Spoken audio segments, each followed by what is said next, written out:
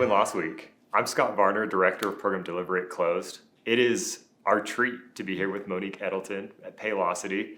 Mo, I'll let you introduce yourself for a minute. Absolutely. Hi, everyone. My name is Monique Eddleton. Everyone calls me Mo. And I work at Paylocity. At Paylocity, I lead sales strategy, which includes competitive intelligence and activation of all our strategic sales programs. And I've been there for about a year, and I'm really loving it so far. I love it. Mo, we've known each other now for a few years. Yes. I think of you as a legend in win-loss as much as I think of anyone. Oh my gosh. Legend of win-loss, legend of competitive intelligence. Can you talk to us a little bit about your career even before Paylocity and how it has overlapped with win-loss? Absolutely. So I've been leading win-loss programs for about the last probably 10 to 12 years now. Starting way back at ADP, we actually led a huge win-loss program there throughout all of our business units. It was a very high volume program, a mixture of surveys and interviews. And every single deal that went through the sales process went through our win-loss process. And our sales leader was a huge advocate of it. So that's it was a bit trial by fire because I just kind of joined the team, took over the team, and we had this huge program running. But it was great, gave us such rich insights. I then moved over to Equifax and ran the program there, a little bit smaller, but a lot more strategic, I would say. Really hand selected the deals that went through because we were looking for very specific feedback from very specific customers. So a little bit of a different approach to win-loss there, but still really valuable.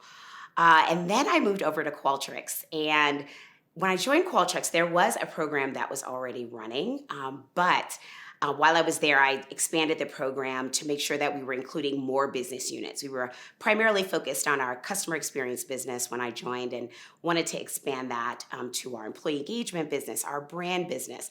That really gave us comprehensive insights across the business, something that I hadn't seen before because primarily I'd been focused on the sales teams, and at Qualtrics was probably the first time where we were really expanding the scope of the program to include product and marketing and operations even. We did churn interviews.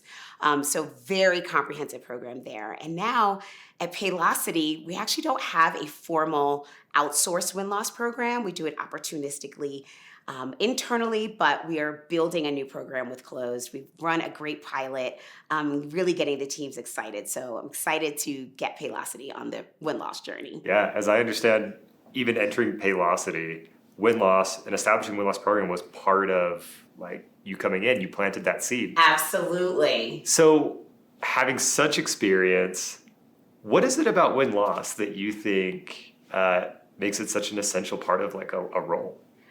That's a great question. I think almost as I look at my journey with win-loss, initially, it was really all about sales, right? Really trying to understand the sales experience. Where can we augment the sales experience? Where can we provide training opportunities, et cetera? But where I'm really seeing the value of win-loss now is in our product insights, in our marketing insights, in our operations insights, really trying to figure out how do we retain customers. So I love how we have this one tool and this one program that can provide insights across the organization. So it's really about broadening the aperture of how we're using win-loss that's really providing the most value. So what would you say is the value of partnering with a third party? Yeah, so it's been so long since I have not had a third party running my win-loss program. So coming into Paylocity, we do a lot of our customer feedback internally. We have a customer insights team that collects information from our customers on a regular basis. But from a win-loss perspective, we've been doing that pretty much ourselves over the past year, reaching out to customers, trying to get them on the phone, trying to answer them, ask them the right questions and get some good insights from them. And we've been fairly successful, I would say, with the win side of the business. But then there are challenges. It's a heavy lift. It's a really heavy lift to find the time in the day to carve out to make sure your schedule aligns just right with the customer's schedule or the prospect schedule. A lot of times they may not want to speak to you because they've already decided to go with another vendor. And they felt like they've said everything that they wanted to say to you and are ready to move on. So it has been a very interesting experience for me having to run that program internally for the last couple of months. Both. So that's why we're really looking forward to bringing closed back in into Paylocity, because having a trusted third party, closed are experts in getting the folks, getting them to respond to the emails, setting up the interviews. They're experts at actually conducting the actual interviews and pulling out all of those insights. And so it's just a huge relief to be able to outsource that to real experts in the industry, to be able to get the insights that we need in the manner that we need, and then also be able to bounce that around with the program manager, like I did with you, Scott, when we were at Qualtrics, to say, hey, is this common in the industry? Like, we're hearing this feedback. Are other companies experiencing the same thing? Or what are some recommendations we could put in place? So having that partner to guide this such a valuable program is really invaluable. Yeah, kind of provide that gut check of, yes, are there some macro factors that are happening that we might not have perspective on? Yeah, because sometimes we're just in our bubble, right? And we think that what's happening to us may not be happening to other companies, or maybe things that are happening there's different things happening to other companies as well. So just having that context of, this sector is really valuable as well. I mean, you've acknowledged it's a lot of work. Yeah. Do you have any specific experiences that you think demonstrate what made win-loss worth that work? Yeah, so I would say a lot of times internally at Qualtrics in particular, where we had a huge program, we would see trends in the data, right? We would see that, some of our top competitors were utilizing certain sales tactics or certain sales messaging, and it was really working for them. And so there were times when we were like, wow, that's working for them. Maybe we should adjust our strategy because we're seem to be losing deals because they're using these certain tactics. Let's cut them off by doing what they do. Yeah, absolutely. Let's just do a fast follow, right? Like, we can do that too. If that's resonating with customers, why not? And so there was one particular time with a top competitor, we totally shifted our sales strategy based on what we were seeing in the market from our top competitor.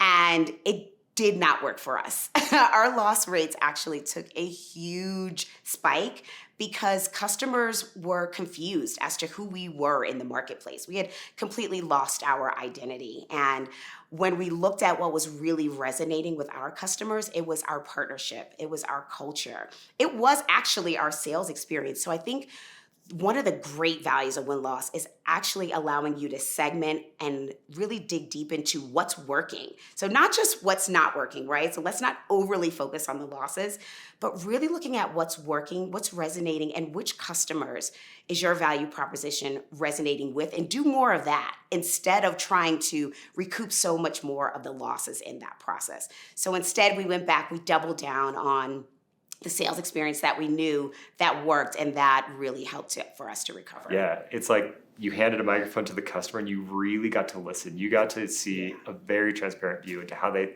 thought about you. Yes. Not just your competitor. Absolutely. Absolutely. Yeah. Okay. Well, like we mentioned, you've run win-loss at so many different companies. Do you have any advice for somebody that is starting from scratch and they want to build the type of program that you know about, that you've run? Absolutely. You mentioned earlier that I kind of planted seeds around win-loss in my interview process at my current company. In every single interview that I had, I asked them, how are you guys measuring win-loss? Do you have a formal program? Are you using anyone from the outside? Because I knew just how invaluable a tool it was, not only from a competitive intel perspective, but as I mentioned before, getting product insights, getting marketing insights, et cetera. And so I think it is really imperative to plant those seeds as early as possible. We're starting, I think Paylocity is a great example. We started with a pilot, a very small pilot, because the company was unfamiliar with closed. And so I really wanted to show the value on a very specific use case. So we started with a pilot, and we'll be running a full program next year. So we're really excited about that. But it was all about continuously planting those seeds and trying to bring the leadership on board by showing that value. I think also what's really worked well for me in the past is finding that champion organization. In ADP, it was absolutely sales. As I mentioned, we ran every single deal through win-loss. In other companies, it might be the product organization. In other companies, it might be marketing. And in fact, a huge part of our program at Paylocity for next year is going to be in supporting our marketing efforts. It's one of the first times that I've ever really used win-loss for marketing because we really want to understand as we move into different segments, what's resonating with our customers, or what's resonating with customers in general. May not even be the ones that choose to go with us, but the ones that choose not to. What in that messaging is resonating, and how can we pick and choose pieces of that we can use to amplify our messaging in these new spaces. And so that's a huge place for us as well. Yeah, I think there's a theme through what you just said about having a really specific answer or a specific question that you want to go get. Yeah. You had a specific question for the pilot. Is that the same thing that's driving your efforts to now be so connected to marketing? Yeah, absolutely. I think running a win-loss program so broadly, sometimes you can get lost in the data. There's so many data points. There's surveys, and then there's the interviews, and then there's different types of interviews. And you can really get lost in just looking at all of that quantitative and qualitative information and not really know what problem you're trying to solve. So I think it's really important at the outset to develop a scope of work for your win-loss program and really understand what questions are you trying to answer? What problems are you trying to solve? At least initially, to plant your flag so that, one, you can show the value of it, and you have a really good story to tell at the end of the day. Once you've done that, then there is an opportunity to expand in other areas, but that same process and methodology should be used as you expand as well, really making sure you understand what you're trying to accomplish with the program. Yeah, really insightful. Yeah. Do you have any just major tips for someone that is starting from square one? Yeah. Any advice to that person? Yeah, I think start small, as we mentioned before. Start targeted, so that you can, really show the value in it, as well as get a really good champion on board, because you want someone who's going to be able to, come to the table, rally for the funding if you're not able to hold the funding for that, and be able to show that value to that stakeholder so that they can actually be your advocate throughout the organization. Yeah, amazing. This is really somebody who has done it. You've done it in multiple orgs. I have no doubt that you're going to continue to grow, and people need to watch along so they can keep learning. So I guess we're going to wrap up. We're going to say thank you to you, Mo, and thanks to you, viewers at home. Thank you.